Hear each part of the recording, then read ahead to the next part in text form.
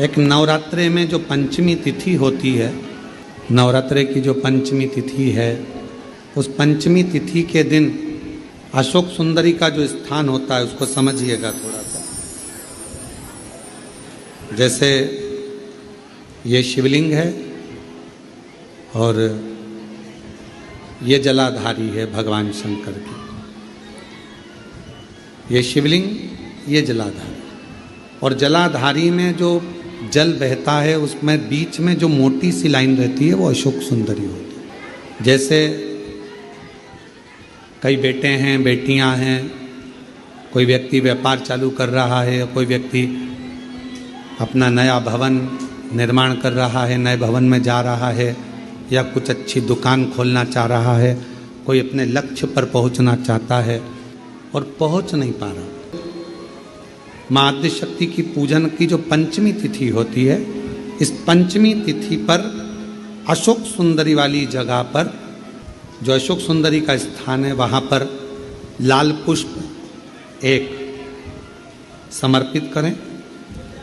जो जलाधारी है, माँ पार्वती, जगत जननी, जगदम्बा, अम्बा, भवानी मैया दुर्गा का हस्त कमल, इस पर 7 जगह पर कहीं पर भी लाल चंदन की बिंदी 7 स्थान पर कहीं पर भी रख दें, और 1 लोटा जल शिव जी को पंचमी के दिन कामना करते हुए उत्तर की ओर मुख कर कर, अर्थात यहाँ बैठते हुए शिव जी पर जल चढ़ाना प्रारंभ करें और अपने मन की कामना कहकर बाबा के पास में जो लाल पुष्प समर्पित करा है उस पुष्प को अशोक सुंदरी वाली जगह से वापिस लेकर आ जाए। जिस लक्ष्य को आप पाना चाहते हो, अच्छी पढ़ाई कर रहे हो, खूब अध्ययन कर रहे हो, खूब मेहनत कर रहे हो, खूब पढ़ो, कोई दुकान खोल रहे हो, व्यापार चालू कर रहे हो, कोई नया कार्य चालू कर रहे हो, उस पुष्प को अपने स्पर्श कर कर या उस पुष्प का दर्शन कर कर आप एक बार जाकर देखो, आपको उस मंजिल तक माँ आद्यशक्ति दुर्गा भवानी शिव पहुंचा कर शंकर भाई। और एक निवेदन करूं आप लोगों से कि बन सके दुर्गा सप्तशती का पाठ अगर करते हो या दुर्गा सप्तशती को आप पढ़ते हो तो हिंदी का उसमें नीचे लेख आते रहते हैं, बहुत सारे वर्णन आते हैं, उसका भी पढ़ेंगे तो उसमें बहुत सारी बातें आपको बहुत अच्छी अच्छी, देवी भागवत में, दुर्गा सप्तशती में, इनमें बहुत सुंदर सुंदर। कल्याण का यदि गीता प्रेस गोरखपुर से जो कल्याण निकलती है, उस कल्याण का यदि देवी अंक अगर आप पढ़ेंगे माता दुर्गा भवानी पर, बड़ा सुंदर, उसमें भी बहुत सी चीज़ें माँ आद्यशक्ति की आराधना की, साधना की, पूजन की पद्धति बहुत सुंदर, उसका ध्यान करें। शिव से कुछ अगर भगवान शंकर की हम आराधना कर रहे हैं, भगवान शंकर से अगर हम कुछ पाना चाह रहे हैं तो भगवान शिव की सबसे पहले उससे साधना करो, शिव को पहले अपना बनाओ। आप में से कितने लोग हैं जो 9 घंटे की तपस्या करते हो? कोई नहीं करता।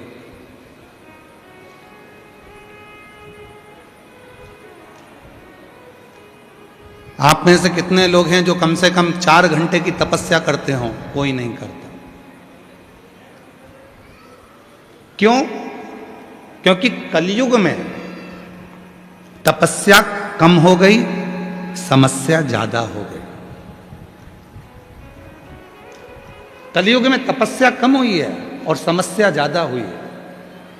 इसलिए शिव महापुराण की कथा में श्री वेद व्यास जी ने लिखा, 18 पुराण में से केवल एक ऐसी पुराण है शिव महापुराण जो बिना तपस्या के भी फल प्रदान कर कर दुनिया के लोगों की समस्या मिटा देती है, वो 1 लोटा जल है। ये वेद व्यास जी।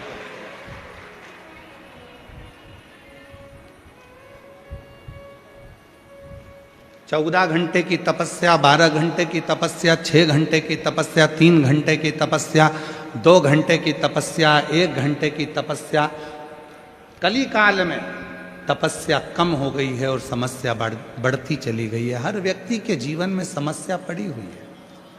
दुनिया का कोई संत, कोई साधु, कोई सन्यासी, कोई तपस्वी, कोई साधक, कोई उपासक कोई महात्मा, कोई जोगी, कोई सन्यासी, दुनिया का कोई ज्योतिषाचार्य, दुनिया का कोई साधारण व्यक्ति, दुनिया का कोई सेठ, दुनिया का कोई गरीबड़ा और दुनिया का कोई व्यक्ति आकर कह दे कि मेरे जीवन में समस्या नहीं है, तो हम मानेंगे ही नहीं। क्योंकि जो जन्म लेता है, भगवान राम ने भी अगर पृथ्वी पर जन्म लिया है तो उनकी जिंदगी में भी समस्या चली है। भगवान कृष्ण ने भी जन्म लिया है तो उनकी जिंदगी में भी समस्या चली है।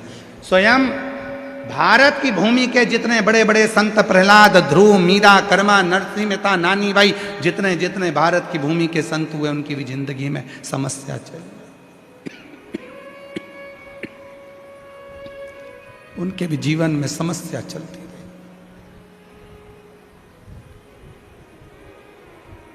तपस्या कम हो गई, समस्या बढ़ती चली गई। और उस समस्या का हल आप सबको शिव महापुराण ने दिया है। क्या दिया है? एक लोटा, जम के बोलो जरा, एक लोटा।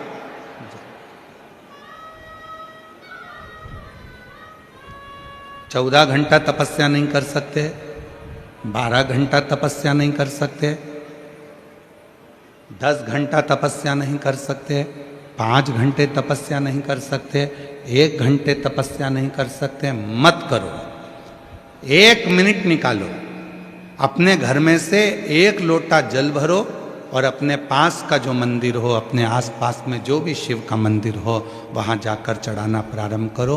तुम्हारी जिंदगी भर की तपस्या का फल शिव देना प्रारंभ कर देंगे और शिव तुमको सुख देंगे।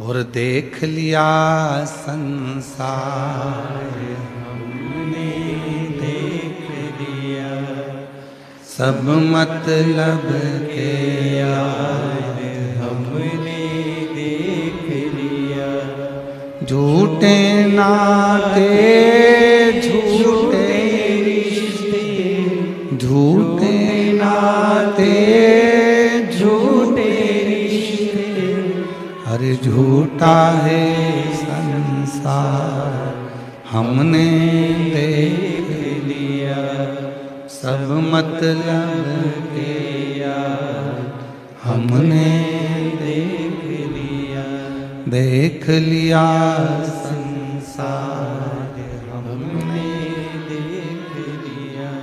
कोई ना आए, कोई, तब आखिरी में वो शिव आए,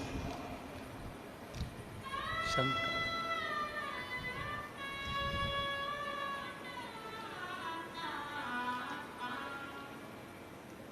जितने भी युग हुए हैं, प्रत्येक युग में शिव का स्मरण हुआ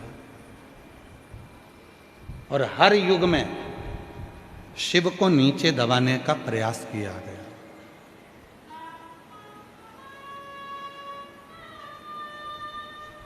प्रत्येक युग।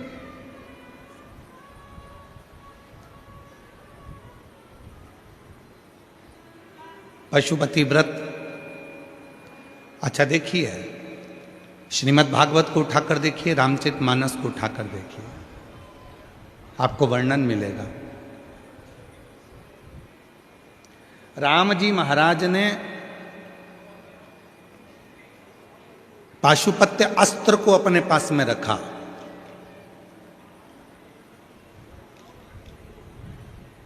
श्रीमद् भागवत कथा में वर्णन आता है कि भगवान कृष्ण ने पाशुपत्य योग को अपने पास में रखा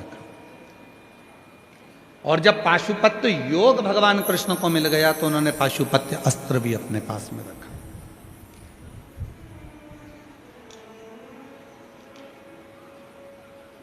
पाशुपत्य योग, पाशुपत्य अस्त्र सब देवताओं ने अपने पास में रखा।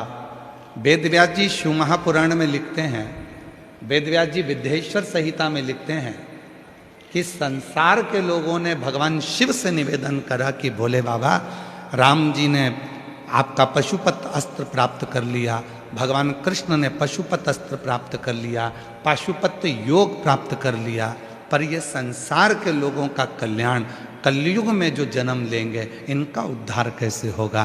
तो वेद व्यास जी लिखते हैं कि भगवान शिव स्वयं माँ पार्वती से कहते हैं कि कली काल में मैंने त्रेता में राम जी को पशुपत अस्त्र दिया है, मैंने द्वापर में भगवान कृष्ण को पशुपत अस्त्र दिया है, मैंने द्वापर में भगवान कृष्ण को पशुपत योग दिया है, मैंने त्रेता में भगवान राम को पशुपत योग दिया है, पर मैंने कलयुग के लोगों के लिए एक व्रत बचा कर रखा है और वो है पशुपति व्रत। ऐसा व्रत जिससे व्यक्ति कलिकाल में सारे सुख प्राप्त कर सकता है।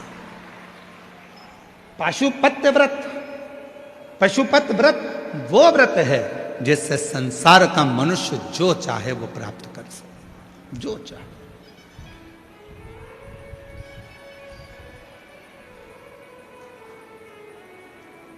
एक बहन ने एक पत्र लिखा है,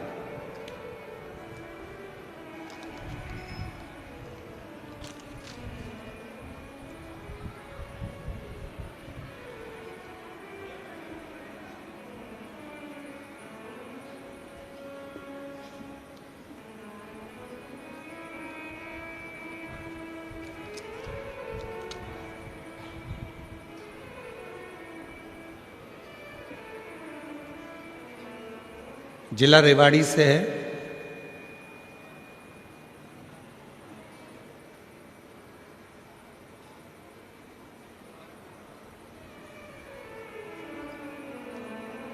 जिला रेवाड़ी, पत्र जिनने लिखा है अगर वो बैठे हों तो हाथ हिला सकते हैं और आ सकते हैं। जिला रेवाड़ी से गांव जड़थल। गुरुजी प्रणाम। पहले हम लोग बहुत गरीब थे। मेरे पति का नाम छत्रपाल और मेरा नाम लक्ष्मी है। हमने बहुत सालों तक, महीनों तक हम प्रजापति हैं, तो हम लोग ईंट के भट्टे पर काम करते हैं। हमारा खुद का कोई भट्टा नहीं है, दूसरे के ईंट के भट्टे पर हम काम करते हैं, ईंट ढोते हैं। गुरुदेव, हमने अपने बच्चे की पढ़ाई ईंट ढो ढो कर 10वीं तक की कराई और 10वीं की पढ़ाई करने के बाद बेटा भी ईंट ढोने में लग गए। हमने हमारे बेटे से कहा कि बेटा ईंट तो ढो पर साथ में थोड़ी पढ़ाई भी कर। 10वीं तक सरकारी स्कूल में पढ़ाकर बेटे को भी काम पर लगाया। एक दिन बेटे ने कहा, माँ, क्या जैसे दूसरे लोग सरकारी नौकरी कर सकते हैं तो क्या मैं भी कर सकता हूँ? मैंने अपने बेटे से कहा कि उसके लिए तो और पढ़ना पड़ेगा। तब मेरे बेटे ने पढ़ना प्रारंभ करा। गुरुदेव, बेटे के लिए हम इधर उधर से पैसा लाते और उसको अच्छे स्कूल में पढ़ाते एक दिन बेटे ने पढ़ाई तो कर ली पर उसका कोई योग नहीं बना नौकरी का। तो हिम्मत हार गया। माँ, इतना पढ़ने के बाद अगर मैं ईंट के भट्टे की ईंट ढोऊं तो क्या काम? तब मैंने अपने बेटे से कहा कि मैं ईंट बनाते बनाते उस सियोर वाला बाबा है ना, उसकी कथा सुनती हूँ मोबाइल पर। सेठ जी उसका ट्रैक्टर में कथा लगा देता है, वो सुनने को मिलती है। तू भी उसकी कथा सुन। गुरुदेव, मेरे बेटे ने 2 महीने तक आपकी कथा सुनी, पशुपतिनाथ का व्रत किया, अपनी मेहनत को 4 गुना बढ़ाया और बाबा की ऐसी कृपा शायद किसी पर हुई हो जो मेरे बेटे पर हुई है। आज मेरा बेटा फरीदाबाद में एसडीओ के पद पर नियुक्त हो गया। आज मेरा बेटा फरीदाबाद में एसडीओ के पद पर नियुक्त हो गया। शायद दुनिया में किसी पर कृपा करी तो वो मेरे बेटे पर मेरे बाबा ने कृपा करी। कहीं बैठी हो,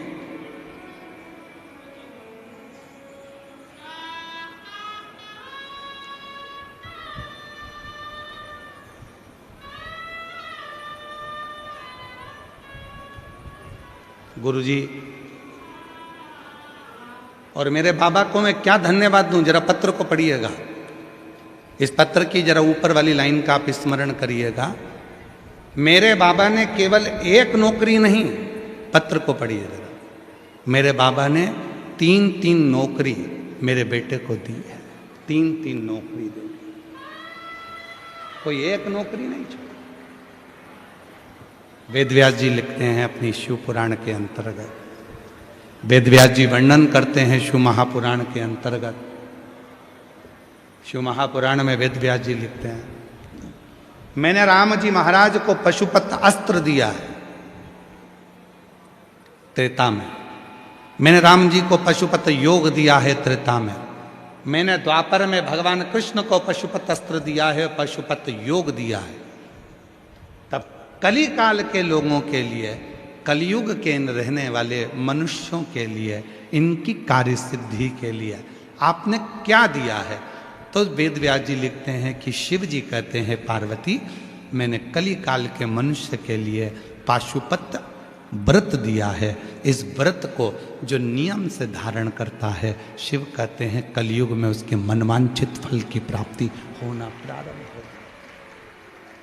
ये वो व्रत है, ये वो साधना है, ये वो तप है, ये वो व्रत है, पाशुपत।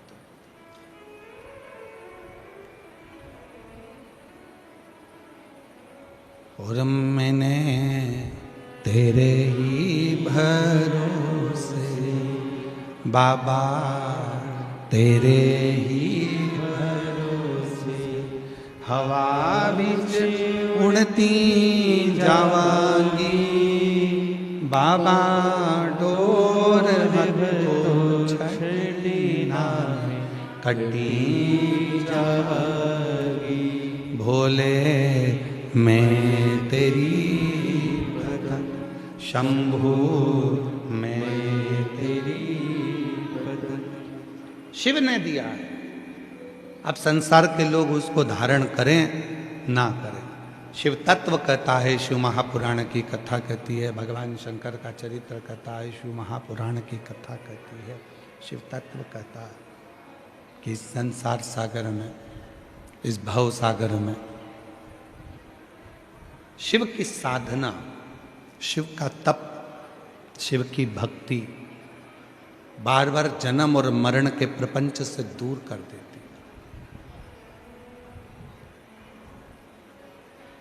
हम नहीं कर सकते।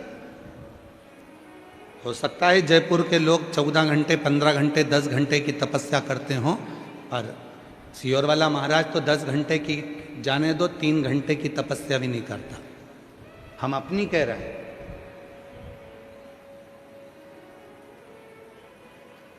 हो सकता है आप लोग तो 3-4 घंटे की तपस्या कर लेते होगे, पर हमसे तो नहीं बनती। हाँ, हमसे एक काम बनता है जो मेरे वेद व्यास जी ने लिखा शिव पुराण में, कि कली काल में,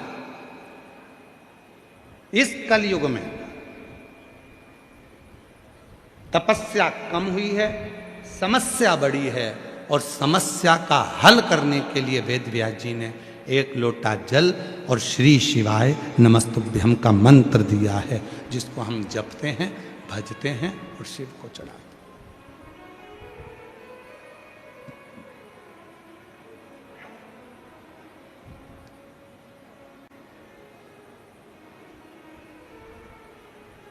आप में से कितने लोग हैं जो शिव जी के मंदिर में 1 लोटा जल चढ़ाने जाते हैं? हाथ उठाओ जरा। सभी लोग जाते हैं? रखिए, रखिए। प्रणाम आपके चरणों में। मैं नमन करता हूँ जयपुर की इस पवित्र मेरी बहनों को, मेरे जीजाओं को, मेरी बेटियों को, बेटाओं को, मेरे बुजुर्ग माँ बाप को मैं प्रणाम करता हूँ आपको, जो आप शिव के मंदिर में जाते हैं। और भोलेनाथ जी से कहते रहना, कुछ भी हो जाए तेरा मंदिर मत छुड़वाना, पलंग पर मत पटकना, चलते फिराते अगर लेकर भी जाना है तो किसी के आश्रित कर कर मत पटकना, चलते फिरते तेरे धाम तक लेकर जा। चलते फिर। हमें तपस्या नहीं आती है, हमें मंत्र नहीं आता, हमें साधना नहीं आती, हमें नियम नहीं आता। ना हम तप जानते हैं, ना साधना जानते हैं, ना व्रत जानते हैं, ना हम नियम जानते हैं। हम तो केवल एक चीज जानते हैं, श्री शिवाय नमस्तु, श्री शिवाय नमस्तु, श्री शिवाय नमस्तु, श्री शिवाय नमस्तु। हम तो एक चीज जानते हैं केवल हम कुछ नहीं जानते, कुछ। कितनी सुंदर बात है। एक बार मां पार्वती जी बैठी थी अमरनाथ जी की गुफा में और शिव जी कथा कह रहे हैं।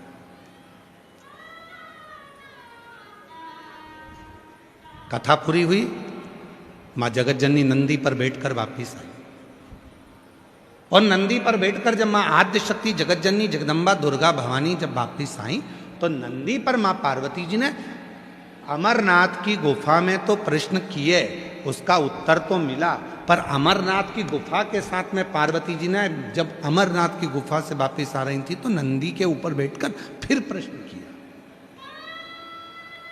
वापिस प्रश्न।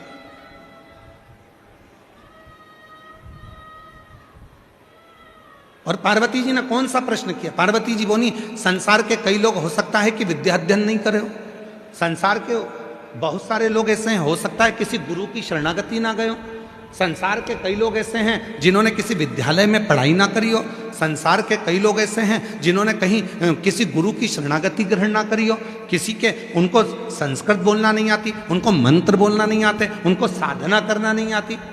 क्या आप संसार के लोगों के लिए ऐसे कोई मंत्रों का निर्माण करे हैं जिससे संसार के लोग अगर उस मंत्र का स्मरण करें तो उनको उसका फल मिल जाए? तो शिव जी ने शाबर मंत्र का प्रयोग बताया। शाबर मंत्र जो शिव के द्वारा स्वयं प्रकट हुआ, शाबर।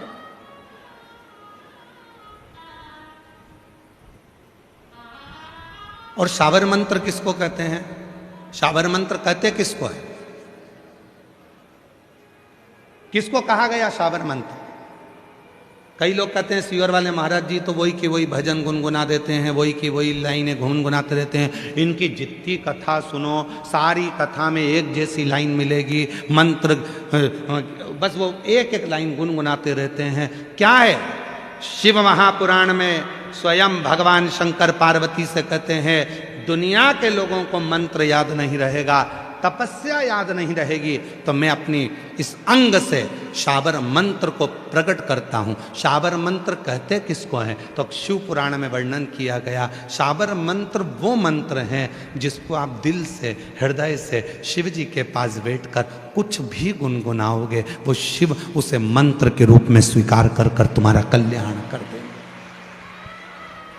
इसलिए उन मंत्र को आप और हम गुनगुनाते, महादेव नमन चरणों में स्वीकार कीजिए। अच्छा, दुनिया के लोगों को क्या लगता है कि महाराज जी भजन गा रहे हैं, महाराज जी भजन की लाइन गुनगुना रहे हैं। ना ना ना, इस मंत्र को ये हमारे मुख से, आपके मुख से कोई भी स्तुति निकल रही है, वो स्तुति बारंबार निकलेगी तो मंत्र का काम करेगी। आप बार बार अगर किसी को एक ही बात कहोगे, राम राम सा राम राम सा राम राम सा, तो वो मंत्र हो जाएगा।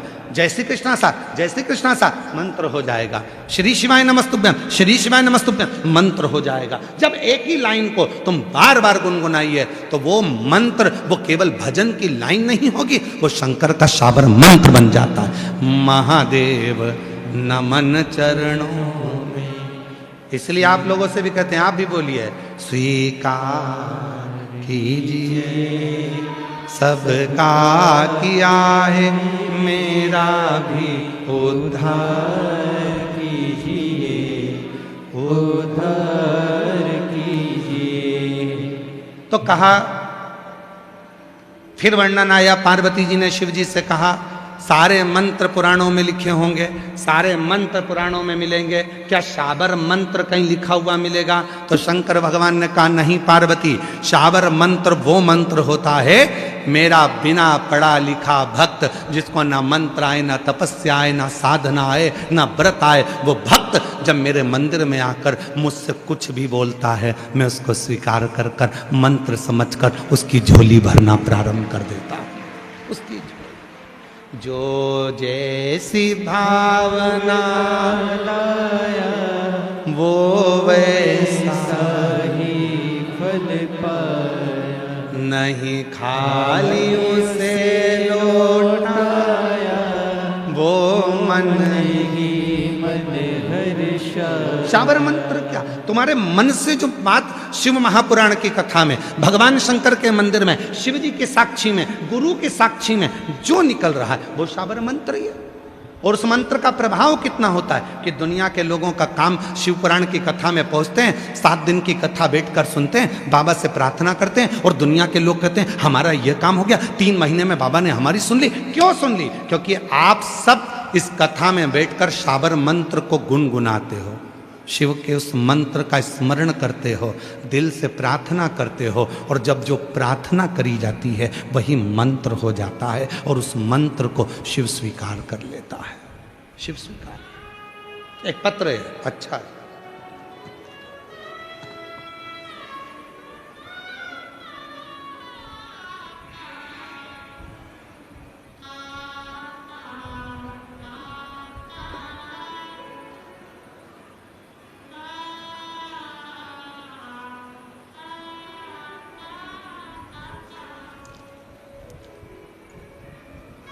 सादर प्रणाम।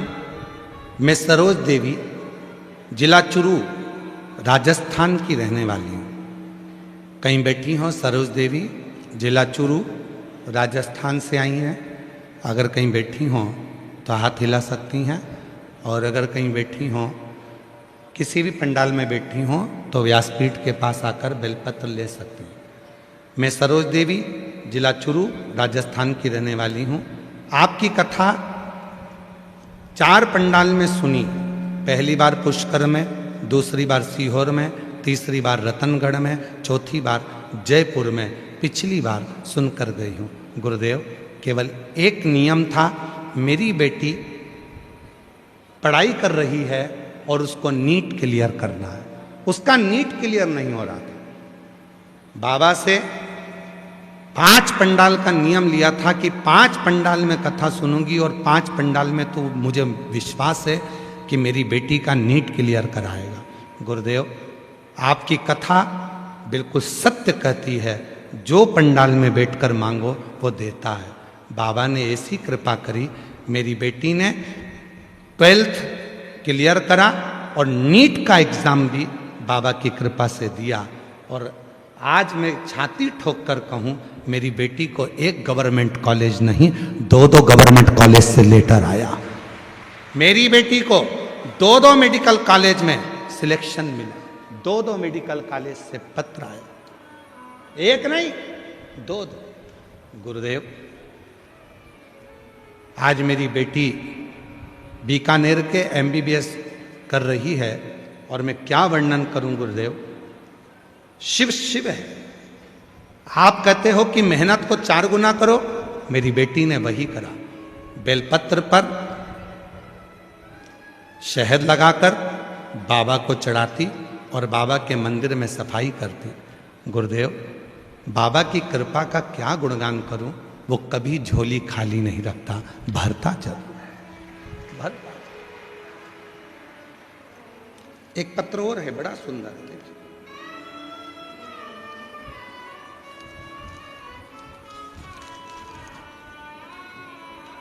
छोटू कवर, जिला सीकर। कौन सा गांव लिखा है, पढ़ के बताओ जरा। छोटू कवर, जिला सीकर, काठावा, कछावा। कौन सा है, पढ़ के बताओ जल्दी से। क्या लिखा है? कठावा, कछावा गांव से आई हूँ। मेरा मोबाइल नंबर ये है। गुरुदेव, मैं क्या वर्णन करूँ। मेरा पोता सरकारी नौकरी का प्रयास कर रहा था, उसका नंबर नहीं लग रहा था। मैंने 2025 में पहली बार आपकी कथा टीवी पर सुनी, फिर बाबा से दोबारा आपकी कथा रतनगढ़ में सुनने के लिए गई। फिर वहीं पर पंडाल में रहती थी और पूरे मन से साथ आपकी कथा सुनती थी। फिर आपकी कथा जयपुर में दूसरी बार सुनने गई थी। बाबा में क्या वर्णन करूं, मेरे पोते के हाथ पर गठान हो गई थी। बाबा वह शिवालय भी जाता और जल भी चढ़ाता और वही जल अपने हाथ पर, शरीर पर लगाता। फिर कुछ दिनों में उसकी गठान ठीक हो गई और बाबा, मेरा पोता रोज मंदिर जाता, जल चढ़ाता, आप कहते हो मेहनत करो, मेरा बेटा मेहनत करता और बाबा की कृपा से आज मेरे बेटे का इंडियन आर्मी में सिलेक्शन हो गया और उसकी ट्रेनिंग जबलपुर में चल रही है। मैं बाबा को यहाँ प्रणाम करती हूँ। मैंने अपने पोते का फोटो भी लगाया, पोते का फोटो भी लगाया। आप लोग एलईडी पर देख सकते हो, आस्था चैनल पर देख सकते हो, जिसका फोटो भी लगाया। एक विश्वास। तो शिव जी ने क्या दिया? तो शंकर जी कहते हैं मैंने अपने भक्त के लिए, कोई जो पढ़ा भी नहीं है, जो कुछ जानता भी नहीं है, जिसको कुछ नहीं आता, ना मंत्र जानता, ना तपस्या जानता, ना साधना जानता, ना व्रत जानता, शिव जी ने उसको शाबर मंत्र दे दिया। शाबर मंत्र क्या है? कोई तुमसे पूछे, तुम जब नेट पर सर्च करोगे, गूगल में सर्च करोगे, यूट्यूब पर निकालोगे कि शाबर मंत्र निकालो, तो शाबर मंत्र ना किसी पुराण में, ना किसी पोथी में कहीं नहीं लिखा गया। शाबर मंत्र कौन सा है? तो यूट्यूब पर, गूगल पर आप सर्च कर कर देखेंगे तो लिखा आएगा, जो तुम दिल से, जो तुम हृदय से, जो तुम बार बार भगवान के लिए गुनगुनाओगे, भगवान के लिए वही मंत्र शाबर मंत्र हो जाता है। उसी मंत्र को शिव स्वीकार करते हैं। और महादेव नमन चरणों में स्वीकार लीजिए, सबका किया है मेरा भी उद्धार कीजिए, उद्धार कीजिए। हे त्रिपुंडधारी, हे त्रिशूलधारी, हे त्रिपुंडधारी, हे त्रिशूलधारी। चरणों में तेरे बाबा जी पावन है चारों धाम, चरणों में तेरे बाबा जी पावन है चारों धाम। तेरी देव करते वंदना, पूजे सीताराम, हो जाए पूरी कामना, हो जाए पूरी कामना। उपकार कीजिए, सबका किया है मेरा भी उद्धार कीजिए, उद्धार कीजिए। शिव मंदिर जाओ, लोटा भर जल चढ़ाओ, जो तुम्हारे मन में आए वैसे शिव को पुकारो। तपस्या कलयुग में नहीं हो सकती, समस्याएं बड़ी हैं, उन समस्याओं का हल एक लोटा।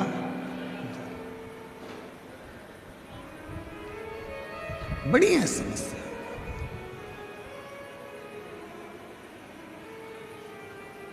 और कोई कह दे इस कलिकाल में, कलयुग में आने के बाद अगर कोई कहता है कि नहीं साहब मैं तो 12 घंटे तपस्या करता हूं, मैं 9 घंटे तपस्या करता हूं, मैं 22 घंटे तपस्या करता हूं, मैं 24 घंटे तपस्या करता हूं, श्री शिवाय नमस्ते। हाथ जोड़ लो, प्रणाम करो, नमन करो। चलो, 2 चीजें हैं, एक होता है वरदान और दूसरा होता है आशीर्वाद। जम के बोलो कौन कौन सा चीज है? आवाज नहीं आई, जम के बोलो। पहले नंबर पे वरदान, दूसरे नंबर पर आशीर्वाद। 2 चीजें हैं और दोनों में जमीन और आसमान का अंतर है। वरदान और आशीर्वाद में जमीन आसमान का अंतर है। वरदान ऋषि को भी मिल जाता है, वरदान तपस्या करने वाले को भी मिल जाता है, वरदान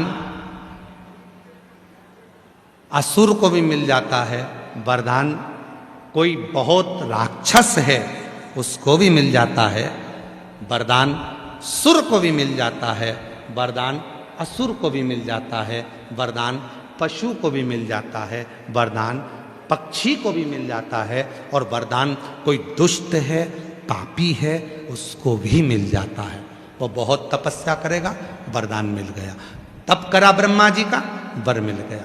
हिरण्यकशिपु ने तप करा, वर मिल गया। हिरण्याक्ष ने तप करा, वर मिल गया। रावण ने तप करा, वर मिल गया। वरदान सुर को मिलेगा, असुर को मिलेगा, दैत्य को मिलेगा। वरदान जिसको चाहो उसको मिल सकता है। वरदान असुर को, राक्षस को भी, पापी को भी मिल सकता है, पर आशीर्वाद केवल भक्त को ही प्राप्त होता है, जो भगवान की शरणागति में रहता है। आशीर्वाद। और शिव महापुराण की कथा कहती है, तुम्हारे घर में तुम्हारे बुजुर्ग माँ बाप तुमको आशीर्वाद दे रहे हैं ना, तुम्हारे मम्मी पापा, तुम्हारे पिताजी माताजी अगर तुमको आशीर्वाद दे रहे हैं ना, तो बड़े किस्मत वाले हो कि तुम्हें आशीर्वाद मिल रहा। वरदान, तिजोरी की चाबी, लॉकर का माल तो सबको मिल जाता है, किसको नहीं मिलेगा। सब मनुष्य जन्म लिए हो तो भी तुम्हारी बीवी होगी, बच्चे होंगे, सब होंगे, मम्मी पापा भी मिलेंगे तुम्हें मनुष्य देह में। और तुम अगले जन्म में अगर कोई दूसरा जन्म लेकर पैदा हुए, मान लो कुत्ता बन गए, बिल्ली बन गए, सुंगरा बन गए, गधा बन गए, पशु बन गए, पक्षी बन गए, तो उसमें भी तुम्हारे को पत्नी मिलेगी हो। अपन लोग कहते हैं ना, कुत्ता की कुतिया, बिल्ला की बिलैया, हिरन की हिरनिया, तोता की तोती, कौवा की कौनी, मोर की मोरनी। तो हर जन्म में तुम्हें पत्नी मिलेगी। यह मत सोचो कि केवल इसी जन्म में पत्नी मिलेगी। यह तुम्हारा पीछा छोड़ने वाली नहीं है। 7 जन्म का फेरा है तुम्हारा, ऐसे कोई पीछा नहीं छोड़ेगी। हर जन्म में मिलेगी पत्नी, हर जन्म में मिलेगी बच्चे, हर जन्म में मिलेंगे।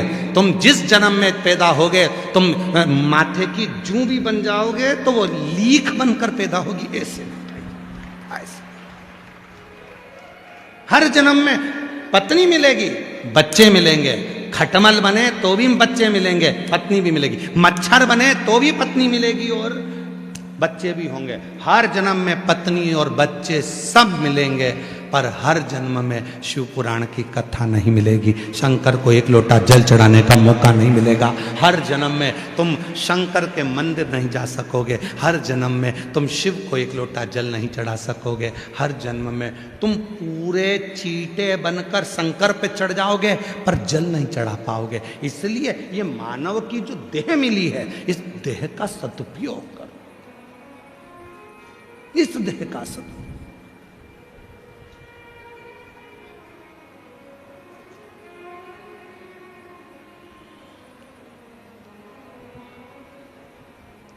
और शिव के सिवा कहीं दिल ना लगाना, शिव के सिवा कहीं दिल ना लगाना, वरना पड़ेगा तुझे आंसू बहाना, वरना पड़ेगा तुझे आंसू बहाना। शिव के सिवा दिल ना लगाना, शिव के सिवा दिल ना लगाना। तो वरदान मिलना सरल है, पर आशीर्वाद मिलना कठिन है। मम्मी आशीर्वाद दे रही है, पापा आशीर्वाद दे रहे हैं, पिताजी आशीर्वाद दे रहे हैं, माँ आशीर्वाद दे रही है, रिश्तेदार आशीर्वाद दे रहे हैं। समझ लेना भगवान की बड़ी कृपा है। कोई तो है जो तुम्हें आशीर्वाद दे रहा है, कोई तो है।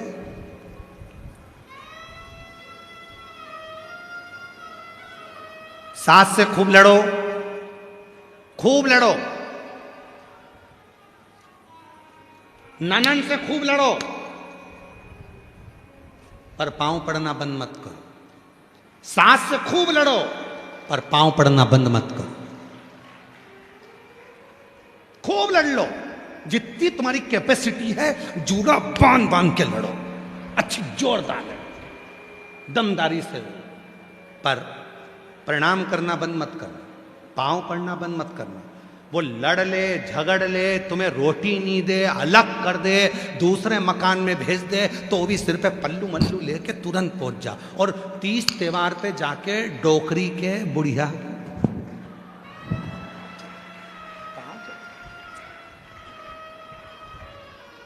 क्यों? शिव पुराण कहती है कितनी भी लड़ाई हो जाए और सास के तुमने पांव पकड़ लिए, घर के बुजुर्ग के तुमने पांव पकड़ लिए, भले वो अंदर से कुड़ के गाली भी देगी ना, तो भी आशीर्वाद ही कहलाएगा। वो भी आशीर्वाद, वो बद्दुआ भी देगी तो भी आशीर्वाद कहलाएगा। खूब लड़ो, दिल से लड़ो, 4-5 पराठे खा खा के लड़ो।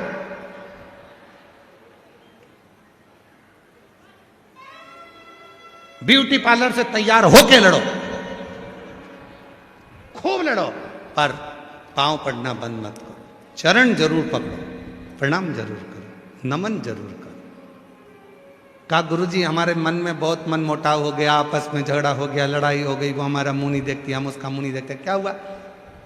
निसड़ले बनकर चले जाओ, अपने को तो बस जाना है, चले पांव पकड़ प्रणाम करो। घर से निकाल देगी तो पांव पड़ने वाले को कोई नहीं निकालता, पांव तो पड़ो, निकाल देगी तो निकाल देगी, अपन तो पांव पड़ो। हम क्या करते हैं? लड़ाई होती है, पांव पड़ना बंद कर देते, प्रणाम करना बंद कर देते। शिव पुराण क्या कहती है? शिव पुराण क्या कहती है? बड़ा कौन है? शिव पुराण क्या कहती है? बड़ा कौन है? शिव महापुराण की कथा कहती है जो किसी के आगे झुक कर चलना सीख जाता है वो जिंदगी का सबसे बड़ा व्यक्ति कहलाता है। सबसे मेरे शंकर भगवान को देखो, देवताओं ने अमृत पी लिया, सारे देवता अमृत की तैयारी में, तो सबके पास अमृत आने वाला था और शंकर जी के पास में विष भेज दिया गया। पार्वती जी ने कहा तुम्हारे पास में विष भेजा है, विष पियोगे? शंकर भगवान बोलने लगे क्या हुआ, विष पीने में तकलीफ क्या है, मैं तो पीऊंगा। विष पिया, विष धारण का।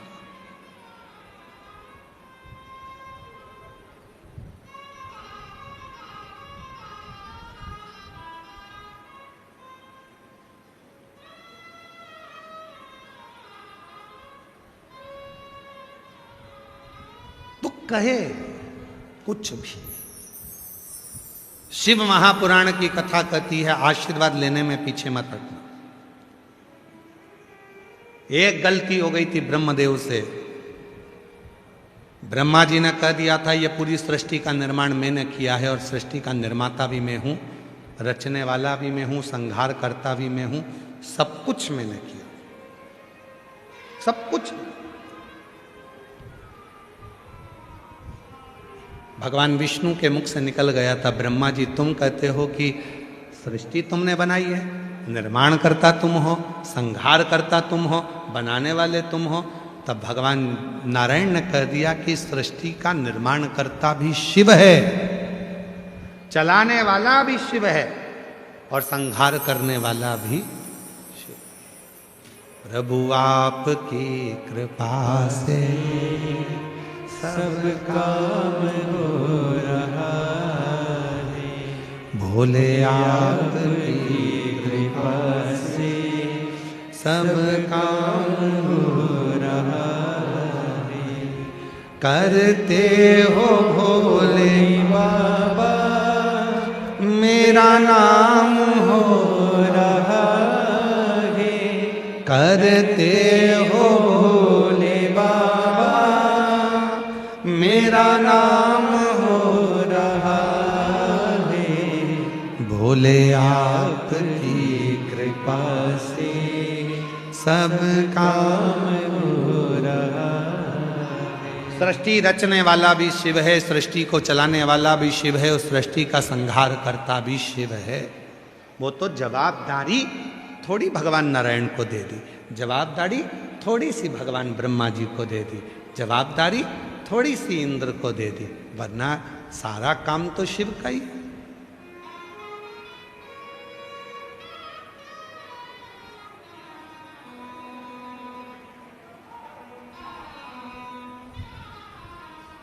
एक बहुत प्रश्न है, सुंदर प्रश्न है, उत्तर दीजिएगा जरा, ठीक है? सभी लोग उत्तर देना। किडनी जरूरी है, लीवर जरूरी है कि श्वास जरूरी है? जम के बोलो जरा। श्वास। श्वास ही नहीं होगी तो किडनी और लीवर का क्या खाक करोगे? श्वास कौन है? शिव। चल रही, चला रहा, पूरी सृष्टि का निर्माण करता भी वही है, संहार करता भी वही है। केवल उन्होंने दे दिया, नारायण आप ये कार्य करिएगा, ब्रह्मा जी आप ये कार्य करिएगा। मैं ज्यादा कार्य नहीं कर सकता क्योंकि मैं तो अपनी मस्ती में रहता हूं, अपनी मस्ती। आप ये कार्य करो, चलाओ, ठीक है। भगवान नारायण ने कहा ब्रह्मा जी से कि सृष्टि का संहार करता और चलाने वाला शिव है। ब्रह्मा जी मारने को तैयार नहीं हुए, और जब ब्रह्मा जी नहीं माने तो ब्रह्मा जी ने कहा कि कौन शिव? मैं शिव को भी नहीं जानता। तो भगवान शंकर और ब्रह्मा जी ने एक बड़े पर्वत को घुमाना प्रारंभ करा। पर्वत जैसे घुमा, उसने एक लिंग की आकृति धारण कर ली, और लिंग की आकृति में से आवाज आई, हे ब्रह्मा, हे विष्णु, मैं ही शिव हूं, मांगो क्या चाहते हो, क्या चाहते हो? तब भगवान नारायण ने कहा मांगने के लिए नहीं, ब्रह्मा जी आपको समझ नहीं पा रहे थे, ब्रह्मा जी आपको जान नहीं पा रहे थे, इसलिए आपको प्रकट किया। ब्रह्मा जी कहने लगे ये शिव है, ये एक गोल आकृति, पिंडी की आकृति, शिवलिंग की आकृति, ये शिव है। ब्रह्मा जी मानने को तैयार नहीं हुए कि इनका मुख कहां है, इनका चरण कहां है। और मेरी जीजियों, कई माताओं की आदत रहती है कि शिवलिंग की पिंडी में मुख देखती हैं। शंकर जी का मुख किधर होगा? इधर है, इधर है, इधर है, इधर है, किधर है? शंकर जी के 5 मुख हैं, चारों दिशा में 4, और एक शंकर जी का मुख शिवलिंग के ठीक ऊपर के भाग में। जैसे ये शिवलिंग दिख रहा है तो एक मुख इधर, एक मुख उधर, एक मुख उधर, एक मुख उधर, और जो ऊपर का गोल भाग दिख रहा है शंकर जी का एक मुख ऊपर की ओर होता है। क्यों? क्योंकि अगर कोई भूल से भी बेलपत्र चारों दिशा की जगह मेरे शिवलिंग पर चढ़ा दे, भूल से भी चावल का दाना ऊपर ना चढ़ाकर नीचे भी चढ़ा दे, भूल से भी एक पुष्प चारों दिशा में या ऊपर की ओर कहीं पर भी शिवलिंग पर अगर ये कहीं पर भी चढ़ाएगी, शंकर कहते हैं मैं उसको स्वीकार कर लूंगा। मेरे पास में सर्वस्वता है। और हम कहां देख रहे हैं? शंकर जी को पाना है तो कहां बैठना पड़ेगा? यहां बैठो। शिव जी को पाना है तो क्या करना पड़ेगा? ऐसे करना पड़ेगा। शंकर भगवान का शिवलिंग कहता है तुम्हारे घर में शंकर भगवान का शिवलिंग है, उस शिवलिंग का मुख कहां पर है? तो शिव पुराण कहती है चारों दिशा में मुख है, और शंकर का शिवलिंग का एक मुख ऊपर की ओर भी है। शिव स्वयं आनंद के साथ पशुपति नाथ के रूप में पंचानंद बनकर विराजमान। एकानंद चतुरानन पंचानन राजे, भोले पंचानन राजे। एक मुख भगवान नारायण, ब्रह्मा 4 मुख, और भगवान शिव 5। एकानंद चतुरानन पंचानंद राजे, भोले पंचानन राजे। हंसासन गरुड़ासन, हंसासन गरुड़ासन, वृषवाहन साजे। शंकर जी की आरती, शंकर भगवान की आरती, किसी भी देवी देवता की आरती उतार कर देखिए। जगदीश भगवान की आरती उतारोगे जगन्नाथ जी का वर्णन मिलेगा, राम जी की आरती उतारोगे राम जी का वर्णन मिलेगा, भगवान कृष्ण की आरती उतारोगे कृष्ण भगवान का वर्णन मिलेगा, देवी की आरती उतारोगे तो देवी का वर्णन मिलेगा। केवल शंकर भगवान की एक आरती ऐसी है, पूरी आरती में तीनों देवताओं का वर्णन है, और उसमें भी शंकर जी का वर्णन सबसे आखिरी में है, सबसे आखिरी में। एकानंद चतुरा, भगवान विष्णु भगवान ब्रह्मा आखिरी में, पंचानन राजे, हंसासन गरुड़ा, हंस का आसन, गरुण का आसन सबसे आगे, आखिरी में हंसासन गरुड़ासन वृषवाहन साजे, आखिरी में वृष का वाहन। मतलब शिव जी की आरती में भी शंकर भगवान सबसे पीछे। क्यों? शिव जी कहते हैं तुम आगे रहो, तुम आगे रहोगे तो मुझे खुशी मिलेगी। मैं विष पीकर भी खुश रह लेता हूँ, विष पीकर भी मैं देवों में भी देव महादेव कहला जाता हूँ, और तुम अमृत पीकर भी देव कहला पाते हो। अमृत पीकर भी तुम देवता हो और मैं विष पीकर भी महादेव। महादेव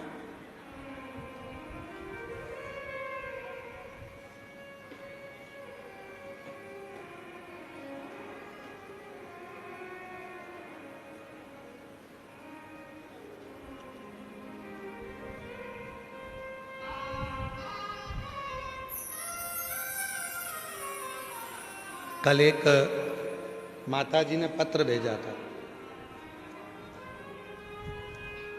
अब ढूंढना पड़ेगा। पत्र में उन्होंने लिखा था, गुरुजी आप राजस्थान आए हो, कथा में कम से कम 2-4 भजन गाना। अब मैं मेरी जीजी को क्या बताऊं कि पूरी कथा में केवल एक ही भजन होता है और उसको भी कहीं ना कहीं से घुमा फिरा कर लाना पड़ता है। 2 भजन आ जाए तो समझ लो शंकर जी ने तुम पर कृपा कर दी। और तुम अगर सोच के बैठी हो कि 3-4 भजन हो जाए तो हम बाद में गाने बजवा देंगे हो, पर कथा में भजन 1 या 2 बाबा की कृपा से आएंगे। शिव तत्व, क्योंकि पूरी कथा में आपको केवल शंकर को महसूस करना है, पूरी कथा में शिव से अपने मन की बात करना, शिव का गुणगान सुनना है, शंकर भगवान ने क्या क्या लीला करी है उसका स्मरण करना है। सास ओटले पर बैठकर, बाहर बैठकर जब अपनी बहू की बड़ाई करती है ना, और बहू के कानों में वो बड़ाई सुनने में मिल जाती है ना, तो बहू बहुत खुश होती है। शाम को खीर बनाती है, मालपुआ बनाती है सास के लिए, मम्मी खाओ। मम्मी बोली क्यों रही बेटी आज खीर क्यों नहीं, बस मेरा मन कर गया, क्योंकि बहू को सुनने में आ गया सास ने मेरी बड़ाई करी है। उसी तरह जिस देवता की कथा सुनने के लिए बैठे हो उसका जितना गुणगान कर सकते हैं उतना गुणगान करो, और उतना गुणगान सुनो, तो वो भी तुम्हारे लिए कुछ अच्छा करने का प्रयास करेगा कि मेरा गुणगान कर रहा, मेरा गुणगान। और शिव के सिवा कहीं दिल ना लगा, शिव के सिवा कहीं दिल ना लगाना। शुद्ध भाव से ब्रह्मा जी से कहा कि यही शिव है, ब्रह्मा जी नहीं। अब ब्रह्मा जी क्या बोले भगवान विष्णु से, मुझे शिवलिंग का चरण देखना है और सिर देखना, कहां मुख है मुझे वो देखना, शिव जी का मुख कहां पर है मुझे वो देखना। भगवान नारायण ने हाथ जोड़कर ब्रह्मा जी से कहा, ब्रह्मदेव कैसी बात करते हो, शंकर भगवान के शिवलिंग में मुख देखने की होड़ मत रखो। और फिर निवेदन करूं पूरी जयपुर के श्रोताओं से, कोई तुमसे पूछे कि तुमने शंकर जी को देखा है, साफ मना कर देना कि ना तो हमने शिव जी को देखा है और ना कभी हम शिव जी को देखना चाहते हैं। शिव जी को देखना भी नहीं चाहते और ना हम शिव जी को कभी देखें, तो फिर शिव पुराण की कथा क्यों सुनते हो? तो कहना बस उसको महसूस करना चाहते हैं। हवा दिखना नहीं चाहिए, हवा तो हमारे शरीर में अंदर प्रवेश करना चाहिए। हवा दिखेगी वो ठीक नहीं है, हवा महसूस करो कि हवा चल रही है। हम तुम्हारे सामने कूलर चला देते हैं, हवा दिखाकर बताओ कि हवा कहाँ है, ऐसी चल रहा है इसकी हवा कहाँ है, पेड़ों से हवा निकल कर जा रही है, हवा कहाँ है, हवा दिखती नहीं है। पर शरीर उसको महसूस करता है। शिव दिखता नहीं है पर वो महसूस करने में आता है। जब वो झोली भरता है तो महसूस होता है कि उसने कृपा कर दी, उसने कृपा। एक पत्र है, अच्छा है, देखिए।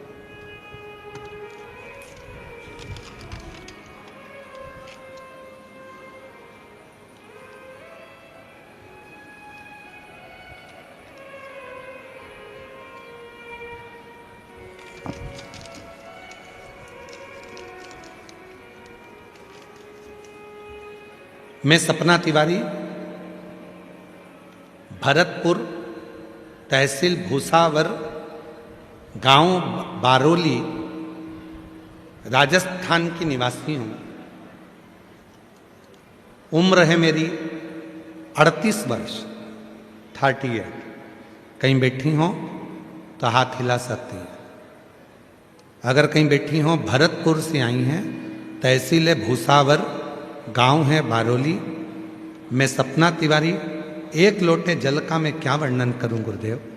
मेरे पति की मृत्यु 2022 में हो गई थी। मेरे 2 छोटे बच्चे हैं। मैं बहुत दुखी हो गई थी गुरुदेव। फिर मेरी ननद ने शिव महापुराण के बारे में बताया। गुरुजी, बहुत रोती थी मैं। पति चला गया 2022 में। 38 वर्ष की मेरी उम्र है। घर में 2 बच्चे हैं। क्या करूं, कैसे भरण पोषण होगा। खूब रोती थी। तब मेरी ननद ने कहा, भाभी क्यों रोती हो? सियोर वाला बाबा कथा कहता है, तुम सुनना तो चालू करो। तब मैंने शिव महापुराण के बारे में बताया। तब मैंने कथा सुनी। कथा सुनी, मन में आया, सीहोर वाला बाबा कहता है कि कथा के पंडाल में बैठकर जो मांगा जाता है वो मिलता जरूर।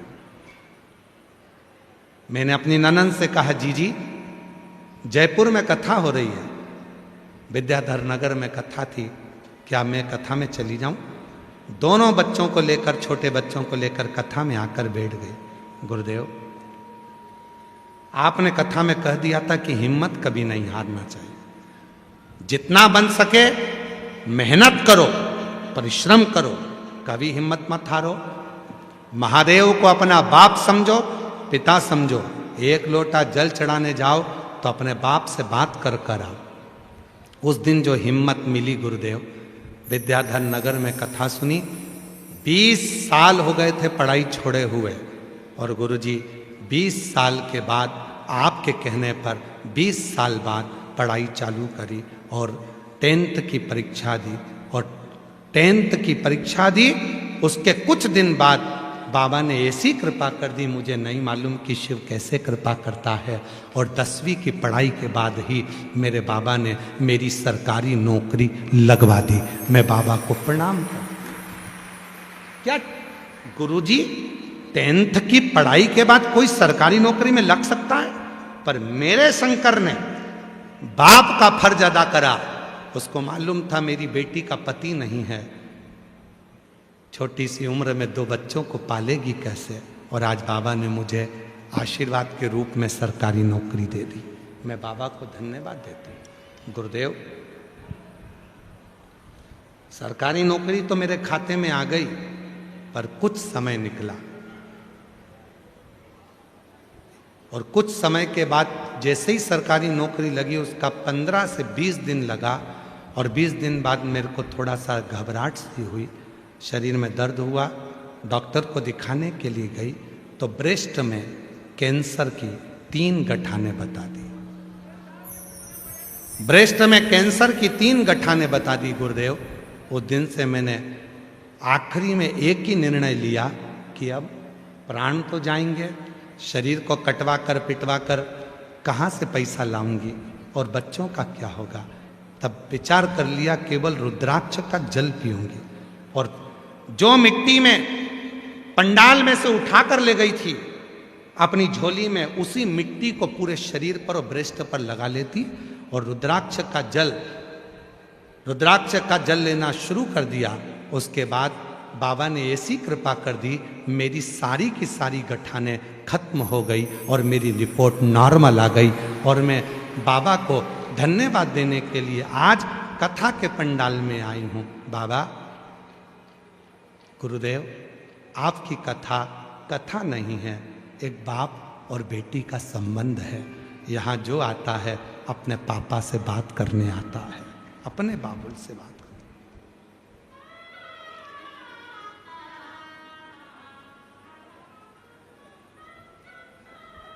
मेरा तू ही तो हमदर्द है, जिसे हर दर्द कहता। एक लाइन लिखी है बेटी ने, अगर कहीं बैठी हो तो जरूर आना। तेरा दर तो हकीकत में दुखियों का सहारा है, दरबार तेरा बाबा जन्नत का नजारा है। उसकी कृपा, उसकी उदार। कितना कष्ट संसार में है, पर वो अगर एक लोटा जल आप शिव को समर्पित कर रहे हो तो वो स्वीकार कर रहा है, स्वीकार कर। मेरा तू ही तो हमदर्द है, जिसे हर दर्द कहता हो। आप भी बोलो, मेरा तू ही तो हमदर्द है, जिसे हर दर्द कहता हो। दुनिया के आगे प्रभु चुपचाप में रहता हो। दुनिया के आगे प्रभु चुपचाप में रहता हो। मेरा तू ही तो हमदर्द है, जिसे हर दर्द कहता हो। मेरा तू ही तो हमदर्द है, जिसे हर दर्द कहता हो। बधाई आपको बहुत बहुत। बेटी का नीट क्लियर हुआ है, एक बार जोरदार ताली बजाओ। बेटी डॉक्टर बन रही है, जोरदार ताली बजाओ। साधुता है बेटी। आया नजर ना कोई भी अपना, जब मुझको दरकार थी, जब मुझको दरकार थी, तब मेरे पथ का जीवन के रथ का तू ही बना सारथी, तू ही बना सारथी। भोले ने करी हर कदम पे ये मेहरबानियाँ। मेरा तू ही तो हमदर्द है, जिसे हर दर्द कहता हो। मेरा तू ही तो हमदर्द है, जिसे हर दर्द कहता हो। उससे अपने दिल की बात करो। कल कथा में कहा था, पहले दिन की कथा में, शिव पुराण केवल कथा सुनने का विषय नहीं है, शिव को महसूस करने का विषय। जिस पंडाल में जगह मिले वहां बैठो, सुनो।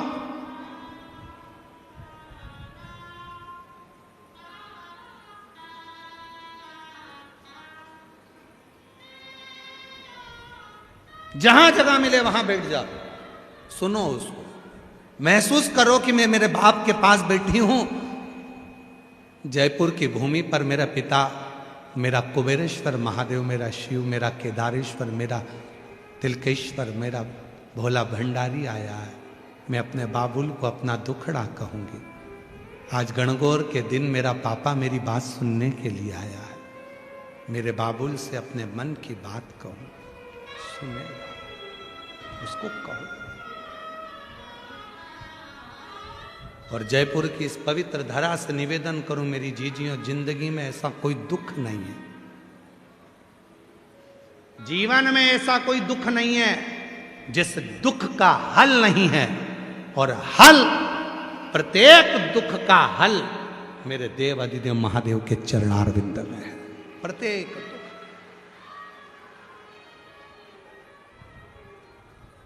शिव के चरणों में प्रत्येक दुख का हल। कितनी बड़ी, उस बेटी ने लिखा ब्रेस्ट के कैंसर में 3 गठान ब्रेस्ट कैंसर की बता दी, हिम्मत नहीं हारी, शिव का जल पीती रही, पहुंच गई सी और रुद्राक्ष ले आई, तांबे के लोटे में गलाती, शिव जी को चढ़ाती, पीना चालू करा। पंडाल की कथा में से गई थी तो मिट्टी बांध कर ले गई थी, उस मिट्टी को शरीर पर लगाती। दूसरी बार जांच कराने पहुंची, डॉक्टर ने कह दिया ऑपरेशन की जरूरत नहीं है, 3 गठाने गल चुकी हैं और कैंसर की रिपोर्ट नॉर्मल आ गई।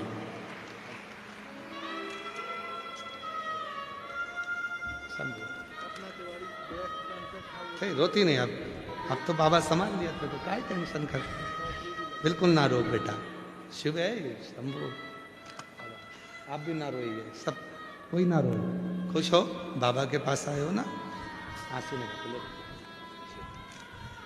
नौकरी भी लग गई और तेरा कैंसर भी बाबा अच्छा कर दिया है।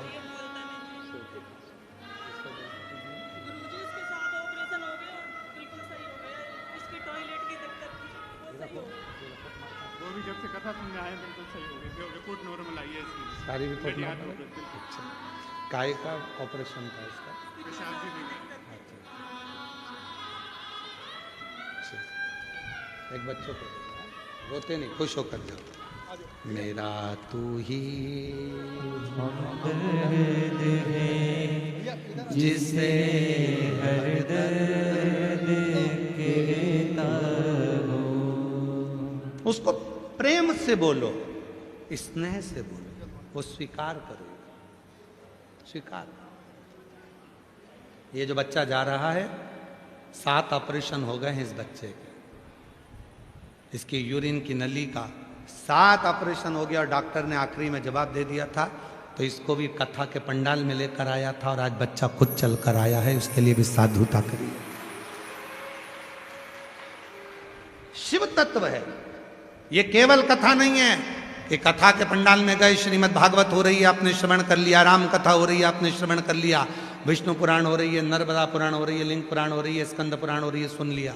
ये केवल सुनने का विषय नहीं है, या महसूस करो, महसूस। हम श्री घनश्याम जी रावत जी को, हम श्री राकेश जी रावत जी को, हर्षे जी को बहुत बहुत साधुवाद देते हैं कि बाबा ने आपको अगर यजमान बनाकर बिठाया है तो कहीं ना कहीं आप उस शंकर के पुत्र हो, शिव की संतान हो, जो मेरे बाबा ने आपको पकड़ कर यहां बिठाया है। शिव की कृपा, शिव की कृपा, उसकी करुणा के बिना संसार में कुछ नहीं हो सकता, कुछ नहीं। और रावत जी बड़ी खुशी मनाना कि बाबा ने करुणा कर कर आप लोगों को यहां बिठाया, ये बड़ी खुशी की बात। लोगों की जिंदगी हो जाती है, भागवत के यजमान बनना सरल है, राम कथा के यजमान बनना सरल है, पर शिव महापुराण का यजमान बनना कठिन है, क्योंकि शिव खुद स्वयं जजमान के रूप में आकर बैठता है, तब जाकर शिव महापुराण की कथा हो। बहुत कठिन। भागवत कराना सरल है, राम कथा कराना सरल है, शादी करना सरल है, सारी पुराणे करवाना सरल है, पर शिव पुराण कराना कठिन है। क्यों?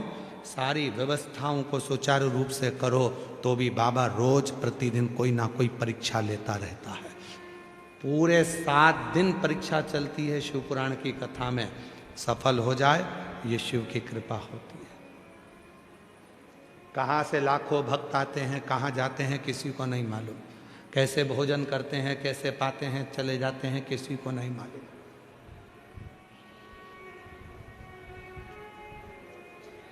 किसी को नहीं। ये कोई साधारण सा प्रसंग नहीं है कि जिसको केवल सुन लिया, सीहोर वाला महाराज आ गया और सुना के चले गया, ना ना। इस कथा को केवल लोग कथा के पंडाल में केवल स्तुति करने के लिए आते हैं, केवल प्रार्थना, उसको निवेदन करने के लिए आते हैं, उसकी मिट्टी को लगाने के लिए शरीर पर आते हैं, उसको विनय करने के लिए आते हैं, हृदय से कर। ब्रह्मा तुम स्वीकार नहीं करते? ब्रह्मा जी ने कहा मैं नहीं मान सकता। शिवलिंग का मुख कहां है? शिवलिंग के चरण कहां है? और याद रखना मेरी जीजियों, मेरे जीजाओं, मेरी बेटियों, मेरे बेटाओं, मेरे बुजुर्ग माँ बाप, स्मरण में रखना, शंकर के मंदिर में तुम कहीं पर भी बैठकर शंकर को जल चढ़ाओगे वो स्वीकार करेगा।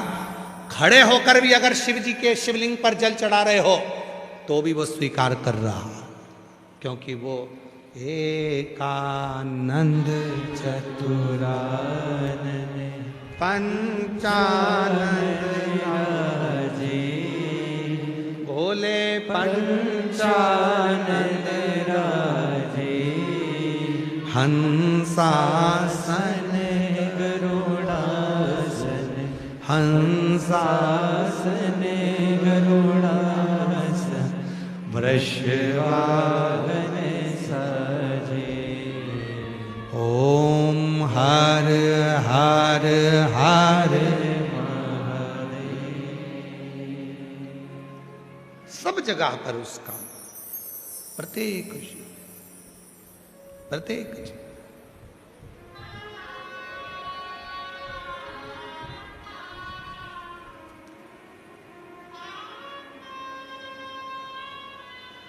सर्वस्व हर कण में वही बैठा है, प्रत्येक कण।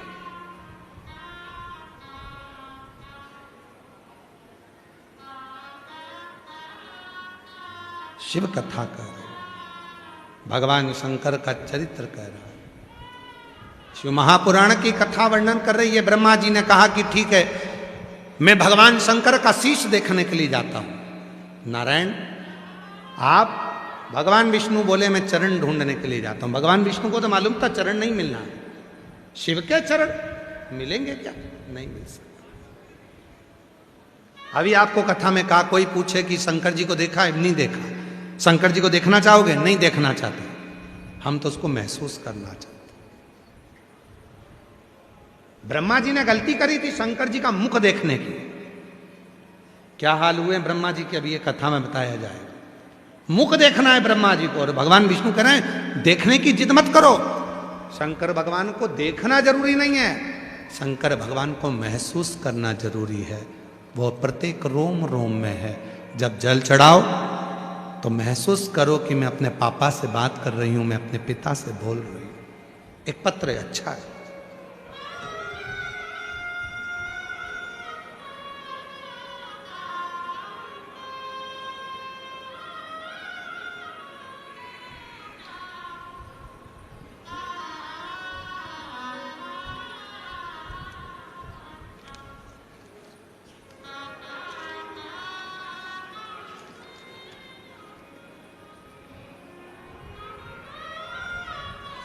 पत्र थोड़ा सा फट गया है, पर जितना पत्र ठीक है उतना हम पत्र पढ़ देते हैं।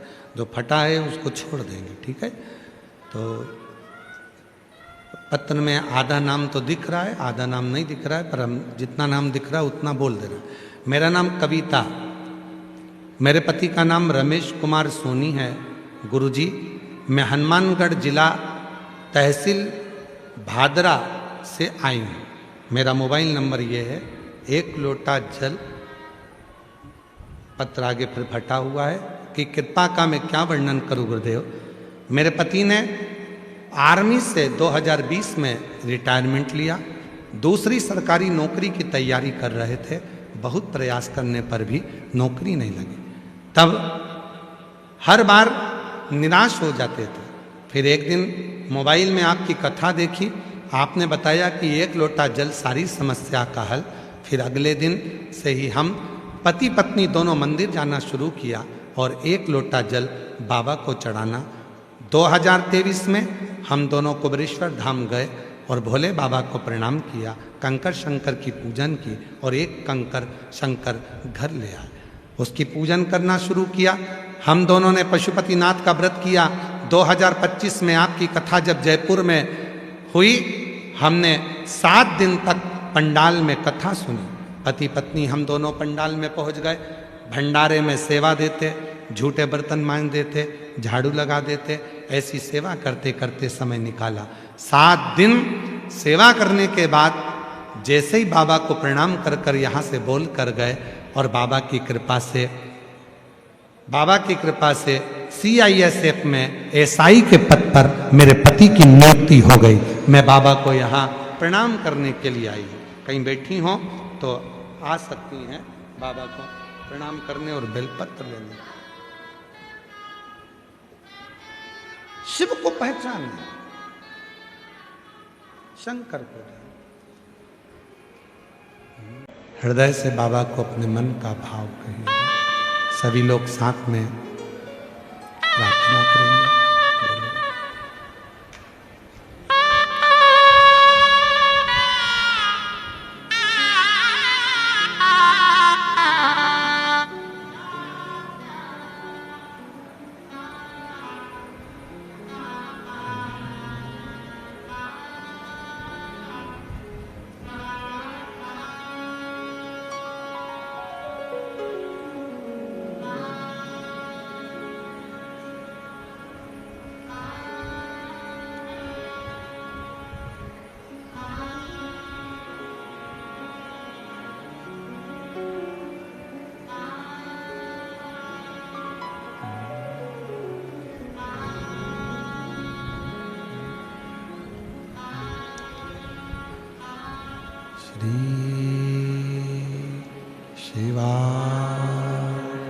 नमस्तु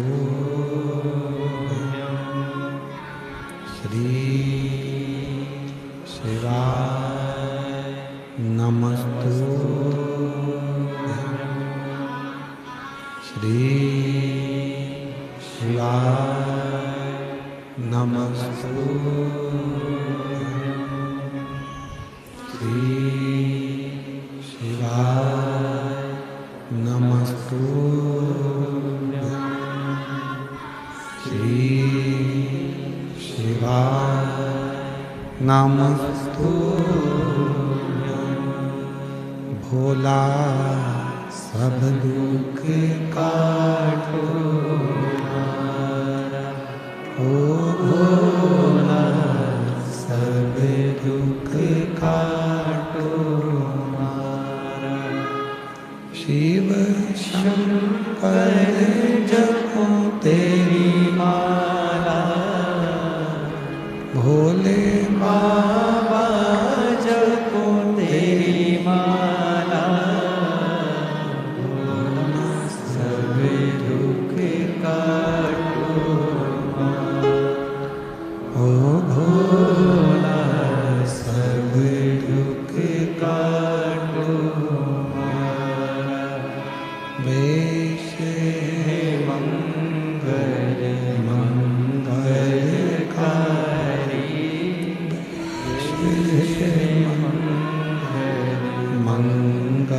मंगलकारी शमशान वासी हमारा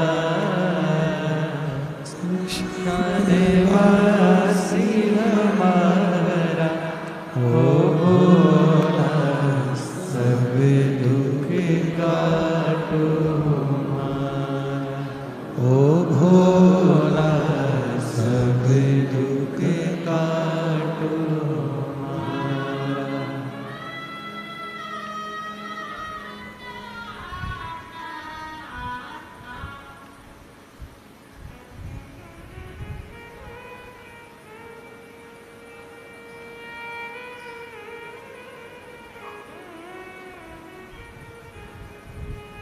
बाबा देवदिनी महादेव भगवान शिव वरदानी त्रिकालदर्शी कैलाशी विनाशी भगवान शंकर की पवित्र कथा कर रही है। शिवा पुराण की कथा वर्णन कर रही है। भगवान शंकर का पवित्र चरित्र वर्णन कर रहा है, शिव तत्व कह रहा है। भगवान शंकर की पवित्र कथा वर्णन कर रही है। शिव पुराण कह रही है, गला खींचकर बोलना पड़ रहा है देखो। शिव तत्व कह रहा, ब्रह्मा जी मुख ढूंढ रहे हैं। भगवान विष्णु ने तो मना कर दिया था कि मुझे मालूम है ना शीश मिलेगा ना चरण मिलेगा। फिर भी ब्रह्मा जी के साथ में लीला करने के लिए भगवान नारायण भगवान शंकर के शिवलिंग का चरण ढूंढने के लिए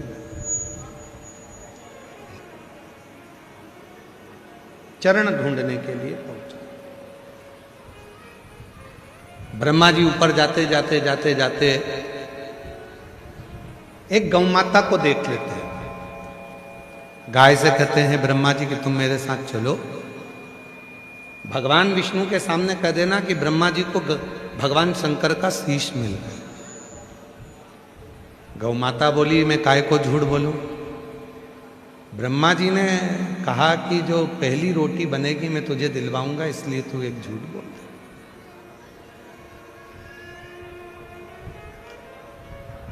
एक रोटी के लिए गौ माता ने झूठ बोल दिया, एक रोटी।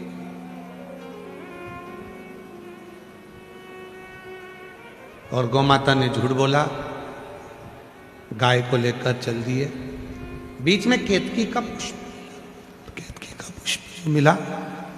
उस केतकी के पुष्प को देखा और केतकी के पुष्प को देखकर ब्रह्मा जी ने कहा कि केतकी के पुष्प तुम भी हमारे साथ में चलो और चलकर तुम भी भगवान विष्णु के सामने जाकर, भगवान नारायण के सामने जाकर कह देना कि ब्रह्मा जी को भगवान शंकर के शिवलिंग का शीश मिल गया। केतकी का पुष्प भी झूठ बोलने को राजी हो गया। दोनों आए।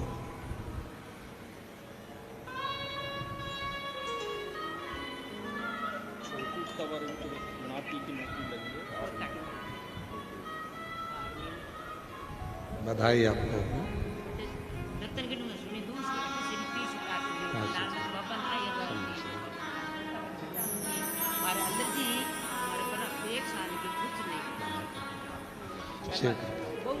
जोरदार ताली बजाइए। पोते का नौकरी लगा है गवर्नमेंट। श्री शिवाय नमस्तुभ्यं। शिव तत्व कह रहा है, भगवान शंकर का चरित्र कह रहा है, शिव महापुराण की कथा कर रही, शिव की कथा कर रही है। ब्रह्मा जी केतकी का पुष्प और गौ माता को लेकर ब्रह्मदेव भगवान नारायण के पास में आ गए।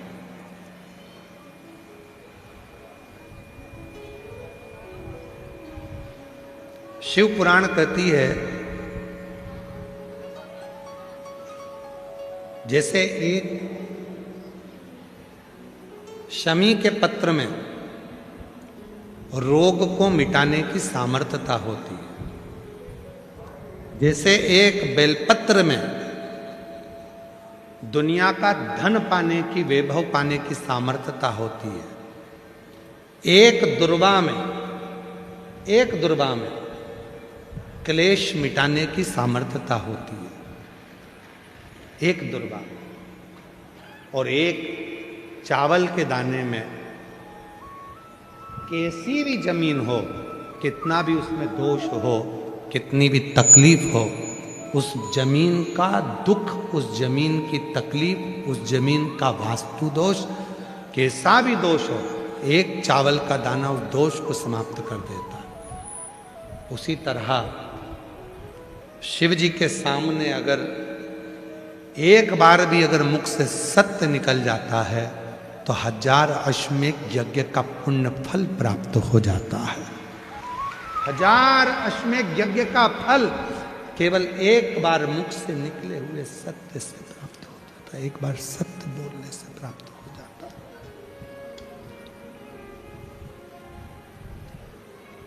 इसलिए हमारे यहाँ कहते हैं सत्यम शिवम सुंदर। सत्य ही शिव है, शिव ही सुंदर है। शिव ही सुंदर है, सत्यम शिवम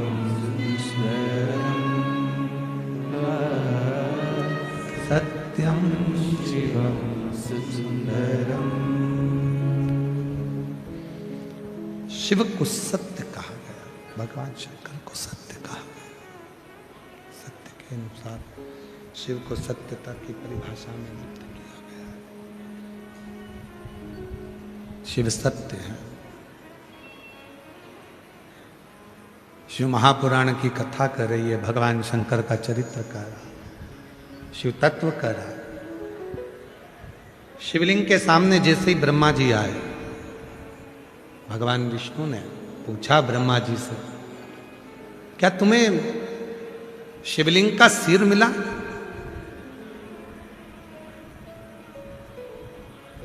ब्रह्मा जी बोले मैं बाद में बताऊंगा, पहले आप बताओ कि आपको चरण मिले? भगवान सत्यनारायण के रूप में भगवान नारायण ने तुरंत कह दिया कि मुझे भगवान शंकर का चरण नहीं मिला। इतने में शिवलिंग में से आकाशवाणी हो गई, है नारायण, तुमने मेरे सामने सत्य कहा है, आज से पृथ्वी पर तुम सत्य नारायण के रूप में पूजे जाओगे और पूरी दुनिया तुम्हारी पूजेगी। कितने लोग हैं जिनके यहां पर सत्यनारायण की कथा हुई है? हाथ उठाओ जरा, सबके यहां हुई है?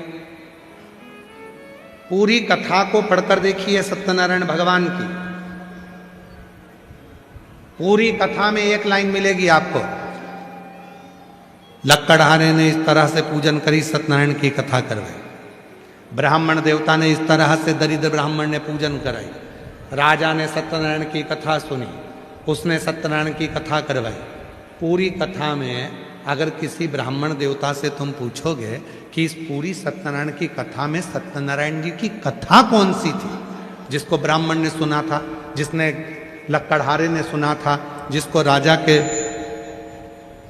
राजा ने श्रवण किया था, जिसने बनिया की बेटी ने श्रवण किया था, इसमें सत्यनारायण जी की कथा कौन सी है?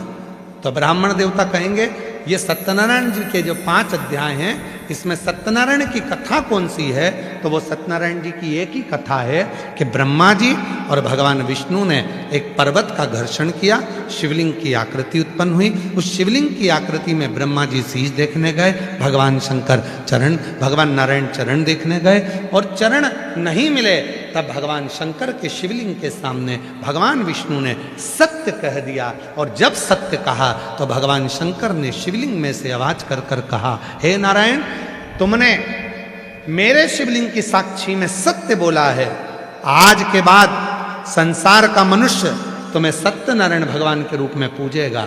जिसके घर में कलश की स्थापना होगी, आम का पल्लव लगेगा और तुम्हारी पूजन कदली फल मेवा से होगी, उसके घर में कभी संपदा की कमी नहीं होगी। ये स्वयं शिव ने कहा है। सत्यनारायण भगवान की 5 अध्याय की कथा तो तुमने सुनी, पर उसमें कथा कौन सी है? वो कथा यहां लिखी है शिव पुराण में कि कथा ये है। कोई तुमसे पूछे कि सत्यनारायण जी की कथा कहां से निकली है, तो बताना स्कंद पुराण से निकली है। सत्यनारायण जी की कथा स्कंद पुराण से, सत्यनारायण जी की कथा शिव पुराण से निकली।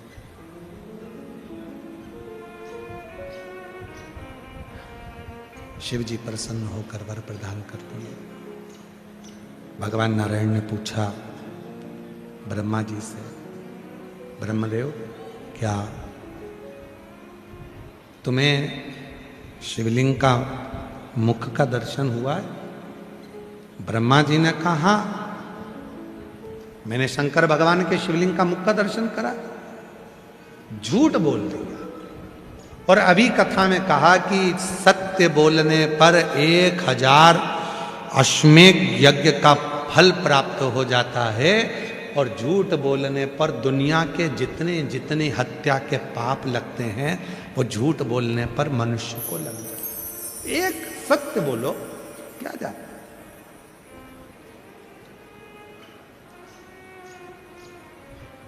सत्य बोलने में जाता क्या?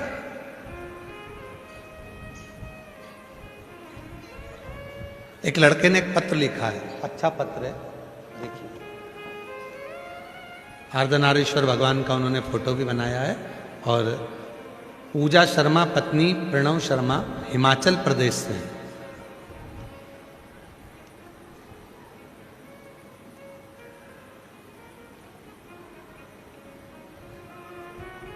कहीं बैठे हों तो आ सकते हैं। मेरा बेटा आदित्य शर्मा, जिसने 2025 में 12th की परीक्षा दी और परीक्षा देने के बाद में परीक्षा के साथ में ही नीट का एग्जाम दिया। तब उसको नीट का एग्जाम दिया और जयपुर उसको सेंटर मिला। आपकी कथा 1 मई से 7 मई तक जयपुर में पूर्व में चल रही थी 2025 में, और मेरे बेटे का एग्जाम था 4 मई को। तब मेरे बेटे ने मुझसे कहा, माँ तू हमेशा कहती है कि सीहोर वाला बाबा कथा कहता है और पंडाल में बैठकर जो मांगो वो मिलता है। आज दोनों योग एक साथ लगे हैं। मेरा नीट का एग्जाम भी जयपुर में है और बाबा की कथा भी जयपुर में है। 4 मई को अपन एग्जाम देंगे और 7 मई से कथा, 1 मई से 7 मई तक कथा भी सुनेंगे और 4 मई को एग्जाम भी देंगे। गुरुजी, हमने हमारे बेटे के लिए कोई अलग से होटल का रूम नहीं लिया। 4 मई को उसकी परीक्षा थी, 1 मई को कथा चालू हो गई। हम यहाँ पर 1 मई के पहले पहुँच गए, पंडाल में जगह ले ली। 1 मई से 7 मई तक मैं और मेरा बेटा पंडाल में ही रहा और कथा भी सुनी। और 4 मई को मेरे बेटे ने वहाँ प्रणाम करा और एग्जाम देने के लिए गया। आज मैं साक्षी हूँ उस कथा की, जिस कथा को मेरे बेटे ने, दुनिया के बच्चे एसी के रूम में बैठकर पढ़ते हैं और एग्जाम देने जाते हैं, मेरा बेटा कथा के पंडाल में बैठकर 1 मई से 7 मई की कथा में 4 मई को परीक्षा देने गया और 4 मई को परीक्षा दिया और 14 मई को रिजल्ट आया और मेरे बेटे का नीट क्लियर हो गया। आज मेरा बेटा MBBS की पढ़ाई कर रहा है। कथा के पंडाल में क्या है ये कोई नहीं जानता, पर इतना जरूर है कि वहां से कोई खाली नहीं जाता। एक लाइन अच्छी लिखी है, आप भी गुनगुनाइए कि लुटा दिया भंडार काशी वाले ने, कर दिया माला माल काशी वाले ने। जो जैसी भावना वो वैसा ही फल पाया, नहीं खाली उसे लौटाया वो मन ही मन हर्षाया। आप भी बोलो, और कर दिया माल काशी वाले ने, लुटा दिया भंडार काशी वाले ने। ब्रह्मा जी ने झूठ बोल दिया और एक झूठ ब्रह्मा जी बोलते चल जाता। ब्रह्मा जी क्या बोल रहे हैं, मेरी ना मानो तो केतकी के फूल से पूछो। केतकी के फूल से शिव जी ने पूछा कि तुम बताओ, भगवान विष्णु पूछ रहे हैं कि बताओ क्या ब्रह्मा जी को सिर मिला है? केतकी के फूल ने झूठ बोल दिया तो शिवलिंग में से आवाज आई, हे केतकी तू मेरे सामने झूठ बोल रहा है, तुझे श्राप देता हूं। 33 कोटि देवता पर केतकी का फूल चढ़ेगा पर शंकर पर कभी नहीं चढ़ेगा। यदि भूल से भी केतकी का फूल शिव पर चढ़ता है तो 1000 गौ हत्या के बराबर दोष लग जाएगा। केतकी नहीं चढ़ेगी। क्षमा करो प्रभु, क्षमा करो। शिव नहीं चढ़ा। ब्रह्मा जी ने कहा अगर आपको झूठ लगता है तो गौ माता से पूछो। गौ माता से कहा, गौ माता बोल, क्या ब्रह्मा जी को शिवलिंग का सिर मिला? एक रोटी के चक्कर में गौ माता ने झूठ बोल दिया। शिव जी ने कहा, गौ माता तू जगत की मां होती है और तू झूठ बोल रही है। जा, तेरा पूरा शरीर पूजा जाएगा पर तेरा मुख अपूज्य माना जाएगा। तेरा मुख अपूज्य माना जाएगा।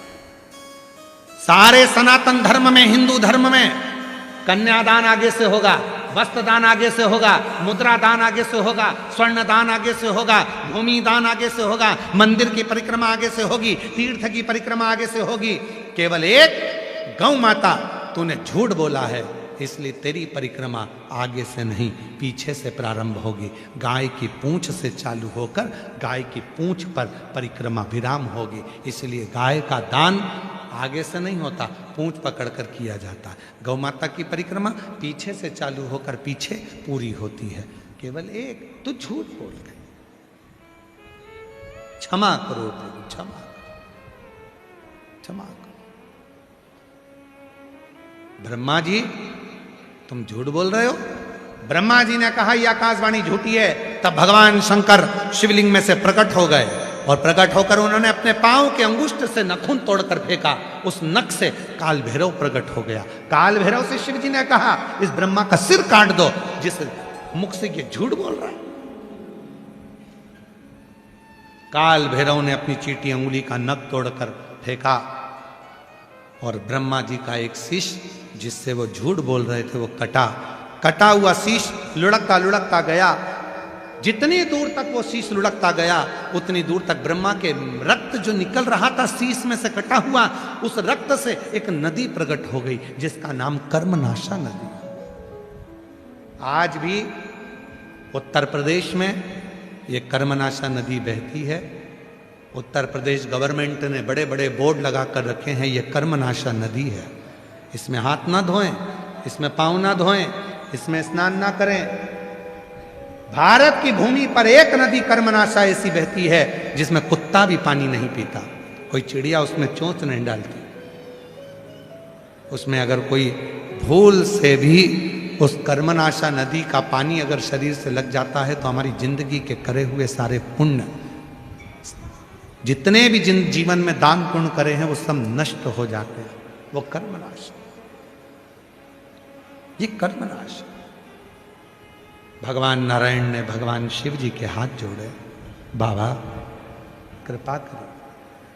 ब्रह्मा जी का जो कटा हुआ सिर है लोग इससे ईर्ष्या करेंगे, आप करुणा कर दो। तब भगवान शिव जी ने ब्रह्मा जी के कटे हुए सिर को बट वृक्ष बना दिया और उस बट वृक्ष की पूजन कराने के लिए शिव जी उस बड़ के पेड़ के नीचे जाकर विराजमान हो गए। शिव जी का नाम बटकेश्वर महादेव हो गया। बोल बटकेश्वर महादेव की। शिव जी का नाम बटकेश्वर महादेव। भगवान उघड़दानी बटकेश्वर नाथ के रूप में विराजित हो। भगवान शंकर ने ब्रह्मा जी को समझाया, अर्धनारीश्वर स्वरूप का दर्शन ब्रह्मा जी को कराया। भगवान अर्धनारीश्वर पधार रहे हैं, जोरदार ताली बजाकर स्वागत करिए भगवान श्री अर्धनारीश्वर जी। बोल अर्धनारीश्वर भगवान की। भगवान के अर्धनारीश्वर स्वरूप का दर्शन कराया।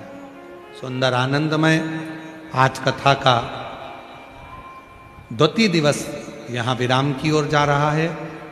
कल कथा का समय दोपहर में 2 बजे से 5 बजे तक रहेगा और सभी शिव भक्त जो कल से कथा में आने वाले हैं वो कथा का ध्यान रखेंगे। कल से कथा का समय दोपहर में 2 बजे से 5 बजे तक रहेगा और ये कथा 26 मार्च तक चलेगी।